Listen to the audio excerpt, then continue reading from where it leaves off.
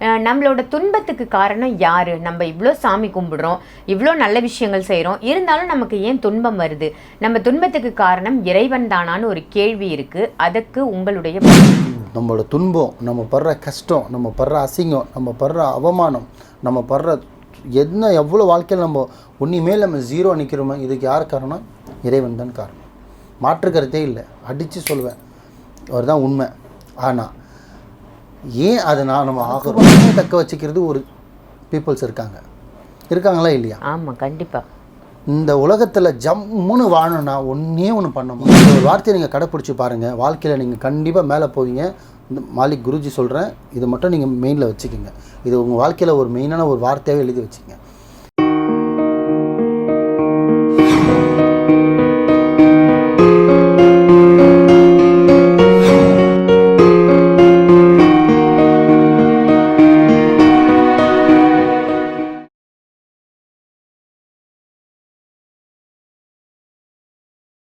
நேயர்கள் அனைவருக்கும் அன்பான வணக்கங்கள். இன்னைக்கு நம்ம யாரை சந்திக்க வந்திருக்கோம் அப்படின்னு பார்த்தீங்கன்னா, மாலிக் குருஜி அவர்களை தான் சந்திக்க வந்திருக்கோம். வணக்கம் குருஜி. வணக்கம். அனைவருமே இறைவன் பாதையில் செல்வோம். நல்ல நல்ல தலைப்புகள் பேசிட்டு வரீங்க குருஜி. அந்த வகையில் இன்னைக்கான டாபிக் என்ன அப்படின்னு பார்த்தீங்கன்னா, நம்மளோட துன்பத்துக்கு காரணம் யார்? நம்ம இவ்வளோ சாமி கும்பிடுறோம், இவ்வளோ நல்ல விஷயங்கள் செய்கிறோம், இருந்தாலும் நமக்கு ஏன் துன்பம் வருது? நம்ம துன்பத்துக்கு காரணம் இறைவன் தானான்னு ஒரு கேள்வி இருக்குது. அதுக்கு உங்களுடைய பதில் என்ன? பரவாயில்ல, மக்களுக்கு புரிகிற மாதிரி மக்களுக்கு தேவையான விஷயத்தை தான் கேட்குறீங்க. நம்மளோட துன்பத்துக்கு இறைவன் காரணமா இல்லை நம்ம காரணமா அப்படின்னு கேட்குறீங்க, அப்படி தானம்மா? அப்படிதான். நம்மளோட துன்பத்துக்கு யார் காரணம்னா முழுக்க முழுக்க இறைவன் தான் காரணம். அதில் மாற்று கருத்தே இல்லை. நம்மளோட துன்பம், நம்ம படுற கஷ்டம், நம்ம படுற அசிங்கம், நம்ம படுற அவமானம், நம்ம படுற எவ்வளோ வாழ்க்கையில் நம்ம ஒன்றுமேல் நம்ம ஜீரோ நிற்கிறோமோ, இதுக்கு யார் காரணம்? இறைவன் தான் காரணம். மாற்று கருத்தே இல்லை, அடித்து சொல்லுவேன். அவர் தான் உண்மை. ஆனால் ஏன் அதை நம்ம ஆகிறோம்? ஏன் நம்ம வாழ்க்கையில் அன்ஃபிட்டாக ஆகிறோம்? ஏன் நம்ம வாழ்க்கையில் தோந்து போகிறோம்? ஏன் நம்ம வாழ்க்கையில் சோர்ந்து போகிறோம்? ஏன் நம்ம வாழ்க்கையில் இறங்கிடுறோம்? இதெல்லாம் ஏன் நம்மளுக்கு கொடுத்தான் இறைவன் அப்படின்னா, அந்த இறைவனுக்கு நம்ம என்ன செஞ்சோம்? ஃபஸ்ட்டு ஒன்று. செகண்ட் ஒன்று, அதே இறைவன் நம்ம இந்த பிரபஞ்சத்தை கொடுத்து, நல்ல அப்பா அம்மாவை கொடுத்து, இந்த கை கால் சுகத்தை கொடுத்து, நல்ல மைண்டு, நல்ல கண், ஒரு இறைவன் உனக்கு எல்லாமே கொடுத்துருக்கான். வாழ்கிறதுக்கு பொண்ணு, பதவி, சொத்து, பந்தம் எல்லாமே கொடுக்குறான். கொடுக்கும்போது அந்த பதவி, அந்த பணத்தை தனக்கு மட்டுமே தக்க வச்சுக்கிறது ஒரு பீப்புள்ஸ் இருக்காங்களா இல்லையா? ஆமாம், கண்டிப்பாக. இந்த உலகத்தில் ஜம்முன்னு வாழணும்னா ஒன்றே ஒன்று பண்ணுமா, மற்றவனுக்கு அன்னதானம் பண்ணுமா. இதுதான் ஒரு வார்த்தை. சொல்ல வர கருத்து என்னென்னா, நம்மளுக்கு நம்மளுக்கு எல்லா கஷ்டமும் கொடுக்குற ஒரே ஜீவன் படைச்சவன் மட்டும்தான், வேறு எவனுமே இல்லை. நம்ம நினைக்கிறோம், ஐயோ நம்ம இப்படி பண்ணிட்டு தப்பாக நடந்துச்சோ, நம்ம இப்படி பண்ணிட்டு தவறாக நடந்துச்சோ, நம்மளால் தான் கம்பெனி நஷ்டமாயிடுச்சா, நம்மளால் தான் ஒருத்தர் உயிர் இறந்துட்டாரா, நம்மளால் தான் ஒருத்தர் நஷ்டமாயிட்டாரான்னா இதுக்கு காரணம் நம்ம இல்லை, நம்மளை படைச்சவன். ஆனால் நம்மளை ஏன் அந்த மாதிரி கஷ்ட சூழ்நிலை இறைவன் பண்ணுறான்னு நீங்கள் யோசிக்கணும்.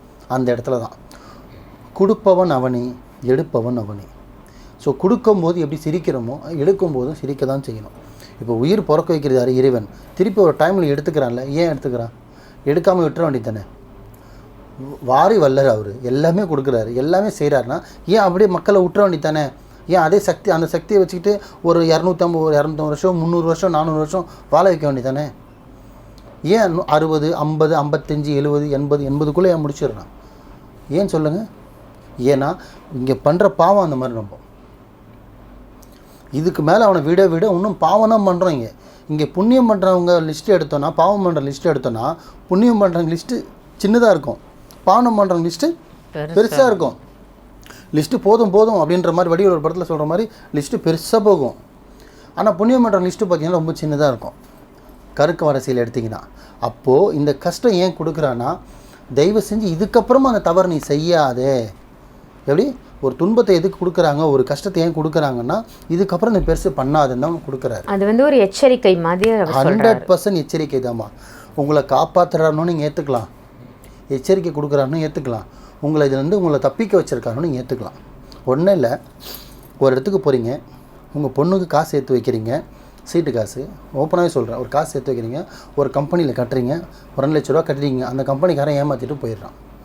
ஏமாற்றிட்டு போயிடுறேன்னா கட்ட வைக்கிறதும் இறைவன் தான், அந்த காசு கொடுத்ததும் இறைவன் தான், அந்த நபர் காட்ட வச்சதும் இறைவன் தான், கட்ட சொல்லுறதும் இறைவன் தான். கட்டிட்டீங்க, பொண்ணு கல்யாணம் வச்சுருக்கீங்க, அந்த காசு எடுக்க போகிறீங்க, அந்த காசு கம்பெனிக்காரன் உங்களை சீட் பண்ணிட்டான்.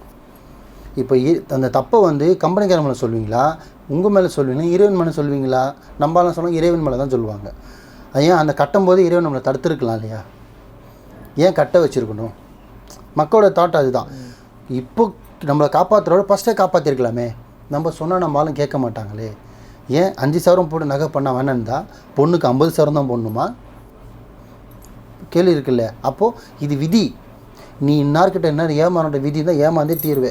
விதி மதியால் வெல்ல முடியாது. ஸோ அப்படி கட்டும்போது அங்கே ஏமாற்றிட்டான். இந்த ஸ்டோரி முழுசாக முடிச்சிடறேன். ஏமாற்றிட்டான். அப்போது காசு கட்டணும்னு நினச்சிப்பானா, என்னை இறைவன் ஏமாற்றிட்டான், என்னை அவன் கட்ட சொல்லி ஏமாற்றிட்டான், அது கட்டாமல் நம்மளை பாதுகாத்திருக்கலாமே அப்படின்ற ஒரு கோவம் வரும். ஹியூமராக இருக்கிற மனுஷனுக்கு எல்லாருக்குமே அந்த கோவம் வரும். ஆனால் அது தவறு. ஏன்னா அந்த கட்டியிருந்து அந்த காசு நீ வாங்கியிருந்து இந்த திருமணத்தை நீ சொன்ன டேட்டில் நீ பண்ணியிருந்தேன்னு வச்சுக்க, அந்த மேரேஜில் அந்த பையனுக்கும் அந்த பொண்ணுக்கும் நிறைய பிரச்சனைகள் வந்திருக்கும். என்ன விபத்து நடந்திருக்கலாம், உயிர் பிரிஞ்சிருக்கலாம், குடும்பம் பிரிஞ்சிருக்கலாம், கல்யாணம் ஆகி கூட பிரிஞ்சிருக்கலாம். ஏதோ ஒரு சந்தர்ப்ப சூழ்நிலை இந்த வாழ்க்கையில் கல்யாணத்துக்கு அப்புறம் லைஃப்பில் நடந்திருக்கலாம். ஆனால் அது நடக்கக்கூடாது, அது நடக்காமல் இருக்கணும்னு ஒன்று முன்னாடியே எச்சரிக்கை கொடுத்துறாரு. இவ்வளோ தான் சிம்பிள். இவ்வளோ தான் சிம்பிள், ரொம்ப சிம்பிள். நிறைய பேர் இப்போ லாஸ்ட் வீடியோவில் கூட சொல்லியிருந்தேன், ஒரு இடத்துக்கு கிளம்பி போகும்போது வண்டி சடனாக பஞ்சர் ஆயிடுச்சுன்னா அது நல்லதுக்கு தான். இப்போ கையில் இருக்கிற ஒரு பொருள் வச்சுருக்கோம், வீட்டில் இருந்து சிம்பிளாக சொல்கிறேன் ஒன்றும். இப்போ கையில் வீட்டில் நகை வச்சுருக்கோம். சில பேர் என்ன சொல்கிறாங்க, வீட்டில் நகை வச்சுருந்தேன், நகையை தொலைஞ்சிருச்சு, இல்லை திருடன் எடுத்துட்டாங்க, வீட்டில் வந்து தெஃப்ட் ஆகிடுச்சு. அது கெட்டுதா நல்லதான்னு பார்த்தீங்கன்னா நல்லது தான் ஒரு வகையில். ஏன்னா அது கொடுத்ததும் இறைவன் தான், தக்க வச்சதும் இறைவன் தான், அது போகணுன்ற விதியும் இறைவன் நாண்டன் தான். அது போக தான் செய்யும். ஏன்னா அது விதி போட்டாச்சு, போகணுன்றது போயிடும். ஆனால் அதுக்கு உனக்கு போனது மட்டும்தான் தெரியும். அது இருந்திருந்தால் அதனால் உனக்கு என்ன பின் விளைவுகள் வரும்னு அது இறைவனுக்கு படைத்தவனுக்கு ஒருத்தனுக்கே தெரியும். 2 3வது ஒரு விஷயம், அந்த நகை போனதுக்கப்புறம் எப்படி நீங்கள் என்ன பண்ணுவீங்க? திருப்பி சும்மா இருப்பீங்களா? அதுக்கு டபுளாக வாங்குவோம். 10,000 ஃபோன் உடச்சுன்னா 20,000 ஃபோன் வாங்குவோமா? 1 லட்ச ரூபா பைக்கு தொலைஞ்சா 2 லட்ச ரூபா பைக்கு வாங்குவோம். நம்ம வாழ்க்கையில் அப்டேட் தான் ஆகும். ஸோ ஒருத்தனுக்கு இறைவன் எடுக்கவும் தெரியும், அதே இறைவனுக்கு கொடுக்கவும் தெரியும். அதை தான் சொல்கிறான், நீ ஏன் கலங்குற, நீ கலங்காத. இறைவன் என்ன சொல்கிறான், நீ ஏன் அழுவுற, உனக்கு எடுத்தவனுக்கு கொடுக்க தெரியும். இன்றைக்கி விழுந்துட்டோமா, பரவாயில்லப்பா, இன்றைக்கி ஆக்சிடென்ட் ஆகி விழுந்துட்டோம், காப்பாற்றுறதும் இறைவன் தான். நம்ம ஆக்சிடென்ட் ஆகிடுச்சு, நம்ம பிள்ளைக்கு ஒரு கை உடஞ்சிச்சு, கால் உடஞ்சிச்சு, ஃபீல் இருக்கும். பெற்ற அப்பா அம்மாவுக்கு மனசு துடிக்கும், நான் இல்லைன்னா சொல்லுறேன். ஆனால் அதுவே அவன் நெக்ஸ்ட்டு இன்னொரு 10 நிமிஷம் தள்ளி போயிருந்தானா விபத்தில் உயிரே பிரிஞ்சிருக்கலாம். அந்த விபத்து உனக்கு முன்னாடியே சின்னதாக நடந்துருச்சு, ஒரு கை ஒரு கால் தான் உடஞ்சிது, ஆனால் உன் பிள்ளை உயிரை காப்பாற்றிட்டான், உன் கூட இருக்கான். அதே வேகத்தோட அவன் போய் முழுசாக முடிஞ்சிருந்தானா உனக்கு பிள்ளை எல்லாம் வந்திருப்பான். அப்போ அவனை காப்பாற்றிருக்கானா தள்ளி விட்ருக்கானா?